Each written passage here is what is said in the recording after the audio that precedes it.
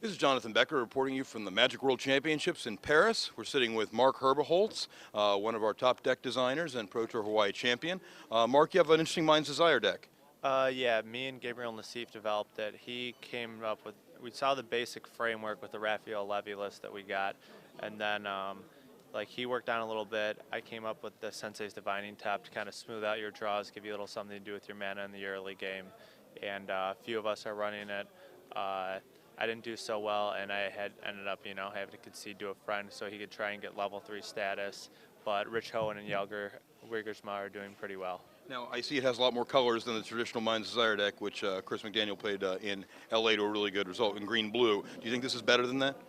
Yeah, this is a much faster version. Rather than use Heartbeat of Spring and Early Harvest to get the mana to use to cast a bunch of spells to up your storm count, you just use your sack lands from the invasion block, like Sulfur Vent, Ancient Spring, and then various Dark Ritual type cards like Cabal Ritual, Seething Song, or Rites of Flame to generate a lot of mana, play more spells, and then get a big Mind's Desire off. Okay, well, why don't you show us how it works? Okay, so here's like a typical draw. Say we're on the draw. We'll just play turn 1 Ancient Spring so we can play our Careful Study on our second turn. Untap, draw, play Careful Study. The Careful Study is basically in the deck to make sure to draw into the rituals and the desires.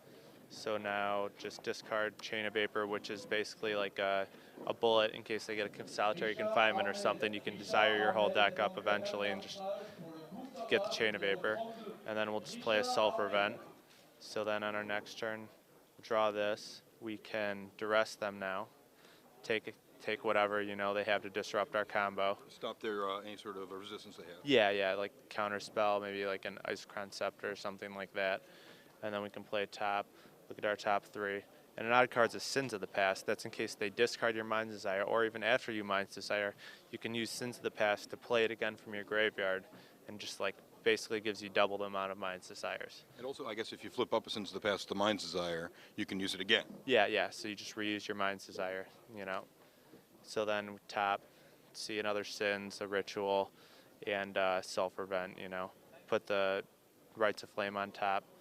So this is our turn 4 here, and we're basically just going to draw this, sacrifice this, get black, sacrifice this, get a blue and red, cast a Rites of the Flame, so we have a blue and 2 red and a black and a white in our pool, cast Cabal Ritual for 5, cast a Seething Song, generate a ton of mana, and then just play this Mind's Desire for 1, 2, 3, 4.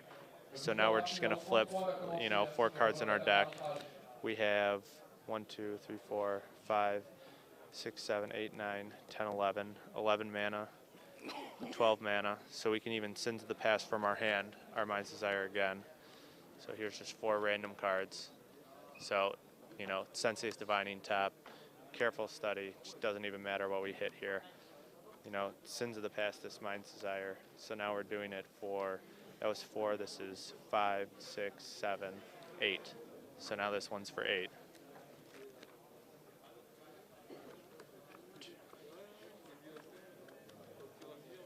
And even though we hit a bunch of lands, we just go this, like Chromatic Star, 9, Duress, 10, 11, 12, and then we still have mana in our pool to Sins of the Past this. Eventually, we're just going to either flip up a Burning Wish to get Tendrils of Agony, or, sometimes when you can't get your storm count high enough to just deal them 20 with Tendrils, you get to Empty the Warrens to make a bunch of Goblins, or we also have 1 Tendrils of Agony main deck to kill them with.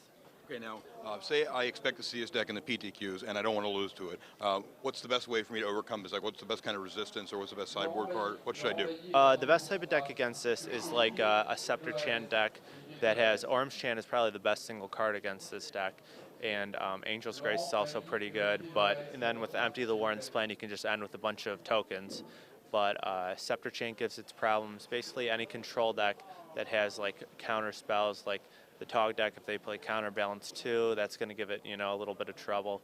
We basically designed this to beat, because we expected a lot of Boros and beat down decks like that to be here, and it's usually, like typically more faster than most of the combo decks in the format. We had a Locket of Yesteryear's combo deck that some people have written some articles about. It's about a turn faster than that, and it's about a turn or 2 faster than the the heartbeat of the Chris McDaniel heartbeat of spring deck. Is there something you have to have in your opening hand to keep it, or is it just a mix of spells and action? I mean, like, if you just get some lands and some rituals, normally I would mulligan, but like lands, like a couple lands, some ritual type cards, and then either a Divining Top or a Careful Study is usually a keeper. I ended up keeping a hand like that today and didn't draw into a Burning Wish or a Mind's Desire, but, you know, in testing, that's like usually not going to happen. You know, it's just one of the pitfalls of the deck that just with any combo deck, sometimes you just don't draw your pieces. So there you go, Gabriel Nassif and Mark Herbeholz with a new twist on a deck that's been around for a while. So put it together and give it a try.